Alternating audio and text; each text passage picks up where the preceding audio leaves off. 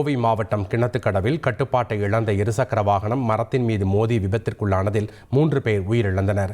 நேற்று நள்ளிரவு சிங்கையன் புதூரைச் சேர்ந்த 3 இளைஞர்கள் கிணத்துக்கடவில் உள்ள பேக்கரியில் தேநீர் குடித்துவிட்டு சொந்த ஊர் திரும்பியுள்ளனர். சொக்கனூர் அருகே கட்டுப்பாட்டை இழந்த இருசக்கர வாகனம் சாலையோர பனை மரத்தின் மீது பலமாக மோதியதாக கூறப்படுகிறது. இதில் இருசக்கர வாகனத்தில் பயணித்தவர்கள் படுகாயமடைந்த நிலையில் மருத்துவமனை கொண்டு செல்லும் வழியிலேயே 3 பரிதாபமாக உயிரிழந்தனர். இறங்குனா ஒரு குறுகலான பாதை, ஒரு வளவான பாதை. அந்த பாதை வழியாக வர்றபோது வண்டி கொஞ்சம் கண்ட்ரோல் இல்லாமல் மரத்தில் விட்டு அடித்து 3 பேர் ஸ்பாட் அவுட் ஆகிட்டாங்க. இது வரைக்கும் அந்த இடத்துல கிட்டத்தட்ட ஒரு 10 ஆக்சிடென்ட் பக்கம் ஆகிருக்குது. அரசு கவனம் செலுத்தி அந்த பாதையை அகலப்படுத்தி அந்த வளவு பாதையை கொஞ்சம் ஸ்ட்ரைட் பண்ணி கொடுக்குமாறு கேட்டுக்கொள்கிறோம். இந்த சாலை அகலப்படுத்தி அந்த ரோட்டு ஓரம் இருக்கிற பனை மரங்களை எல்லாம் பிடுங்கிட்டு கொஞ்சம் அகலப்படுத்தி கொடுத்தா நல்லாயிருக்கும்.